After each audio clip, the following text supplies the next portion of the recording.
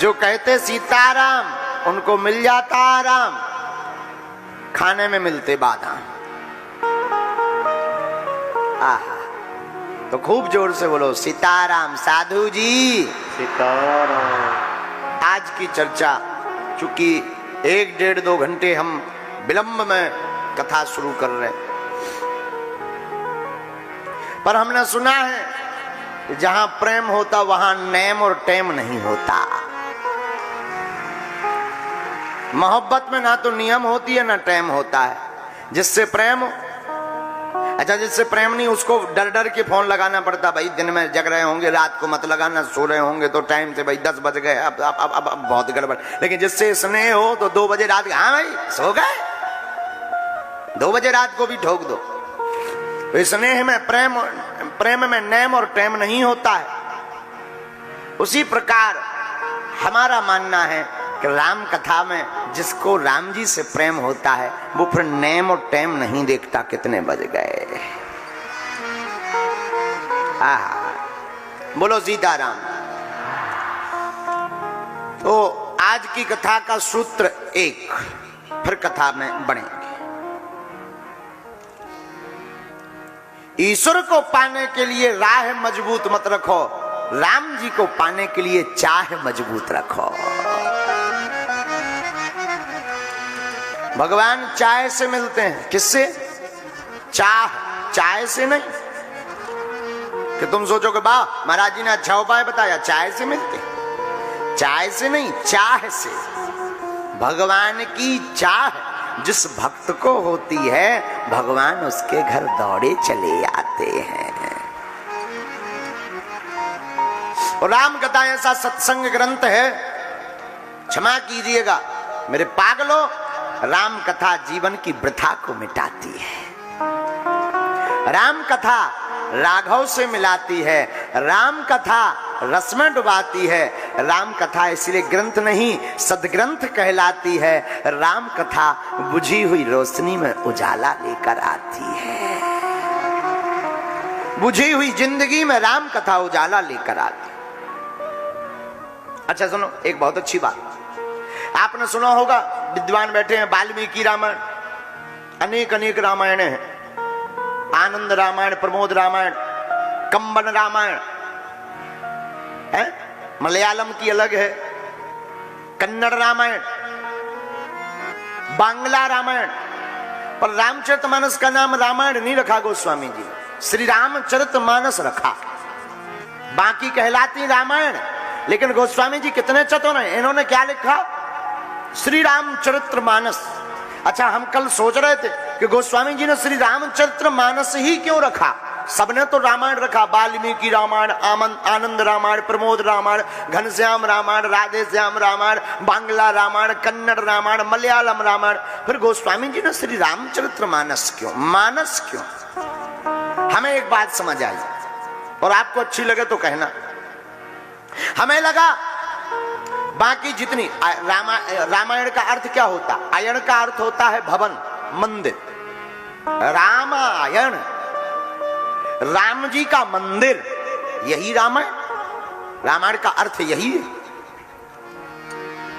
तो हमें लगा बाकी जितनी रामायण है वो तो है राम जी का मंदिर, लेकिन श्री रामचरितमानस है सरोवर। सरोवर का मतलब जलाशय, पानी का तालाब। तो बाकी रामायण तो है राम जी का मंदिर, लेकिन श्री रामचरितमानस जलाशय। तो भैया क्या है?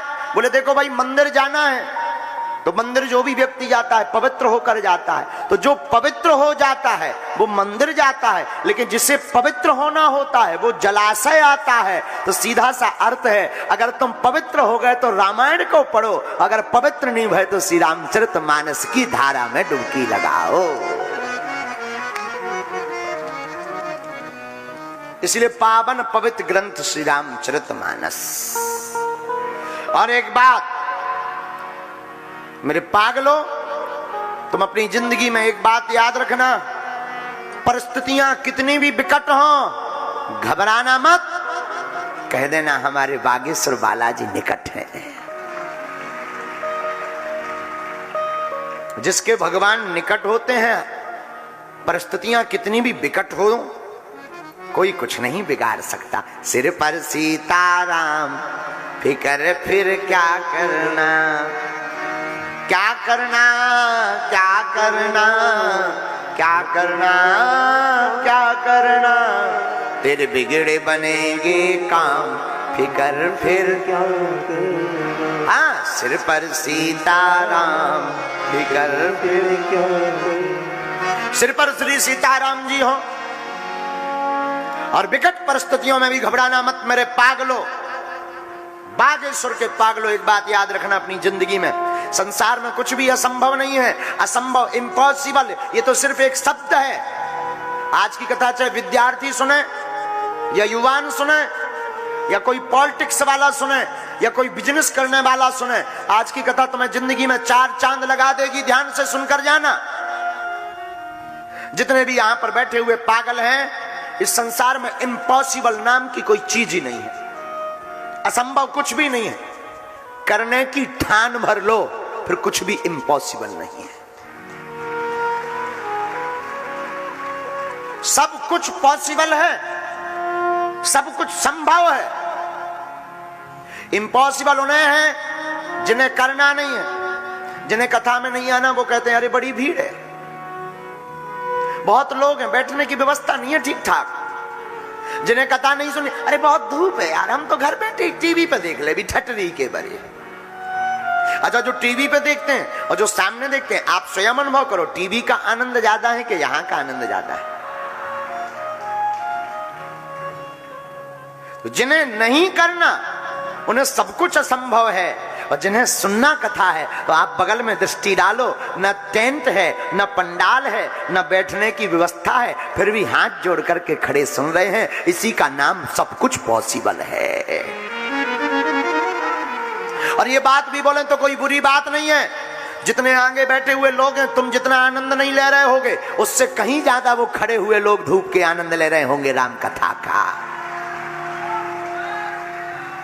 क्योंकि जिंदगी में इंसान को व्यवस्था कमजोर बनाती है। जिस इंसान के घर पर व्यवस्था ज्यादा होती है, वो इंसान नंबर 1 आलसी होता है, नंबर 1 का कामचोर होता है। क्षमा कीजिएगा, भारत के लोगों के लिए एक संत ने सूत्र दिया था, अक्सर उनकी ट्रेन निकल जाया करती है, अक्सर उनकी ट्रेन निकल जाया करती है जिनके मकान रेलवे स्टेशन के नजदीक होते हैं।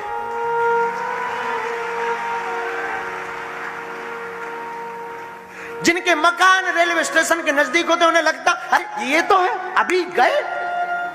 और क्षमा कीजिएगा, विद्वान बैठे हैं, अक्सर दूसरों का अनुष्ठान करवाने वाले ब्राह्मणों के घर पे ही सालों अनुष्ठान नहीं होता।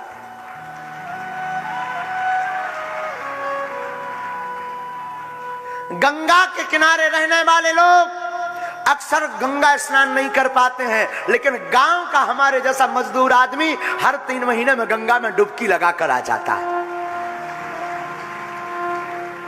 क्षमा कीजिएगा, सबसे पीछे खड़े होकर के जो कथा सुन रहे, जितनी उनकी श्रद्धा है उतनी ये जो कैमरा चला रहे हैं या जो संगीत गा रहे हैं, इनकी श्रद्धा नहीं होगी हमारे प्रति। क्यों? क्योंकि इनको तो लगता है कि गुरुजी को तो हम सोते भी देखते हैं। तो क्षमा कीजिएगा मेरे पागलों, इम्पॉसिबल सिर्फ एक वर्ड है, एक शब्द है। संसार में तुम कुछ भी करने की ठान लो, तुम्हें दुनिया का उदाहरण देंगे तो तुम्हारी चित्तवृत्ति में शायद ना चढ़े। मैं अपनी जिंदगी का स्वयं उदाहरण देता हूं। मेरे जैसा नालायक आदमी, हमारे जैसा गांव का देहाती आदमी, अनपढ़ गवार, जिनके न पिताजी कुछ करते थे, न जिंदगी में कभी स्कूल का मुंह देखा, न कभी पढ़ाई देखी, और अगर गुरु की कृपा हो जाए और चित्त में प्रभु को पाने की ठान ली जाए, तो आज हमारे जैसा नालायक अगर कुछ बोलने लायक हो गया, तो तुम भी एक बात समझ लो, तुम्हारे लिए भी कुछ भी असंभव नहीं है। असंभव उनके लिए है जिन्हें कुछ करना नहीं है। और मेरे विद्वानों, आप मेरी बात को गलत मत लेना, अन्यथा मत लेना। चरणों में प्रणाम करके हम कहते हैं, इस संसार में पाने वाले को क्या नहीं मिला। मां सबरी को राम मिले तो मीरा को श्याम मिले। पाने की जिज्ञासा हो,